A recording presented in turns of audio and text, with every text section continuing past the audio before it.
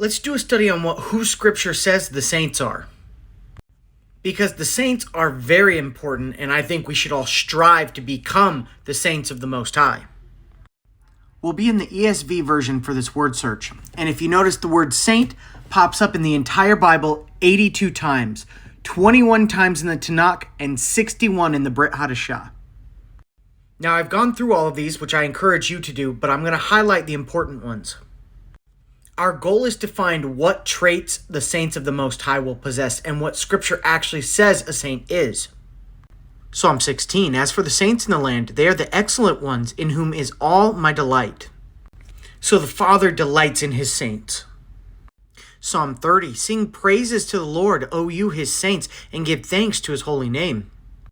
So the saints sing praises to the Father and give him all the thanks for everything that we have.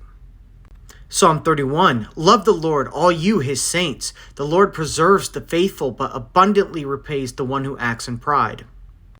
So God doesn't love prideful people. And the saints love him.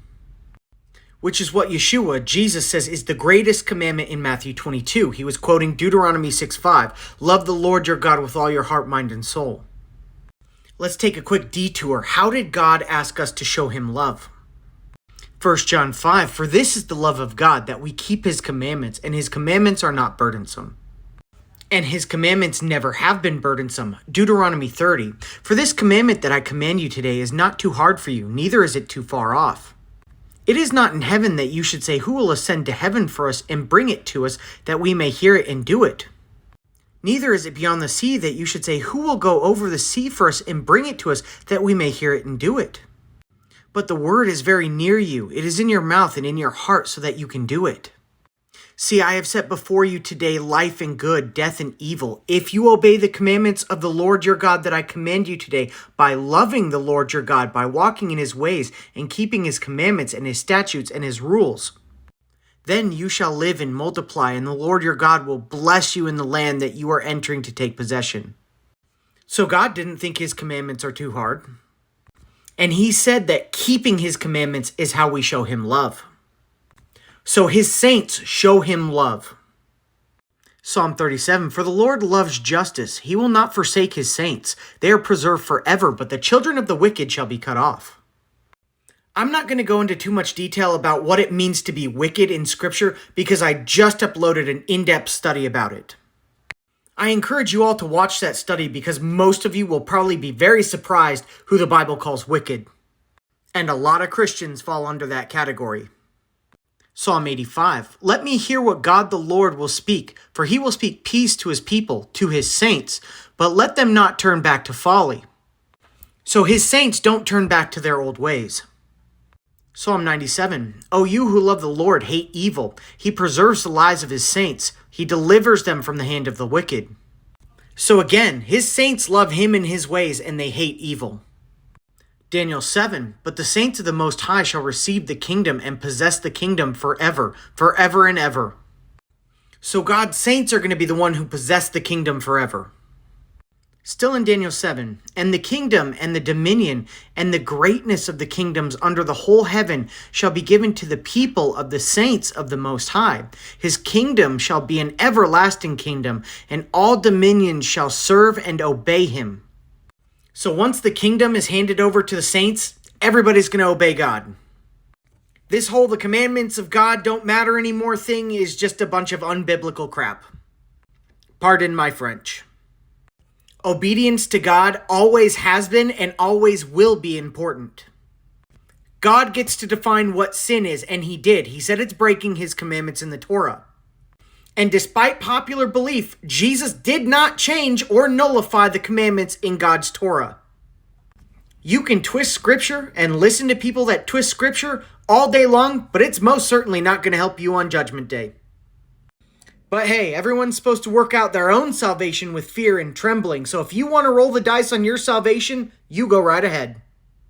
I'm going to stick with walking in the footsteps of my Messiah and being as obedient to God as I can be. Because I love him. And I want to be numbered among his saints. 1 Corinthians 6, or do you not know that the saints will judge the world? And if the world is to be judged by you, are you incompetent to try trivial cases? How can you do something as important as judging the world if you can't even be obedient to the simplest commandments that God gave? Food for thought. Ephesians 5. But sexual immorality and all impurity or covetousness must not even be named among you, as is proper among saints. Let there be no filthiness, nor foolish talk, nor crude joking, which are out of place, but instead let there be thanksgiving. These are all things that are not proper for his saints to be doing. Revelation 13, and the beast was allowed to make war on the saints and to conquer them, and authority was given it over every tribe and people and language and nation. So we know that the end times are not going to be fun for the saints. That doesn't sound like a glorious rapture to me. You might want to double check that we're all going to get raptured out of here doctrine, because it doesn't line up with the Bible. Still in Revelation 13, if anyone is to be taken captive, to captivity he goes. If anyone is to be slain with the sword he must be slain. Here is the call for the endurance and faith of the saints. It seems to me that in the end times, the saints get taken captive and get slain. There will most certainly be believers that are going to go through the tribulation, and it's not going to be fun for them. And if you're keeping an eye on all the red flags in our world right now, we are here. We are at the end times. We are the end times generation. You guys better start preparing your hearts and your minds right now, because it's not going to be easy. And here's where we finally get to the meat of it. Scripture actually tells us who the saints are. Revelation 14, here is the call for the endurance of the saints, those who keep the commandments of the Most High and their faith in Yeshua. Faith and obedience have always been required by God, but He wanted us to be obedient out of love, not out of obligation. If you are doing it for any other reason, you are failing. And for those of you that think faith is a new concept in the Brit Hadashah or the New Testament, take a look at this. Habakkuk 2:4, but the righteous shall live by his faith.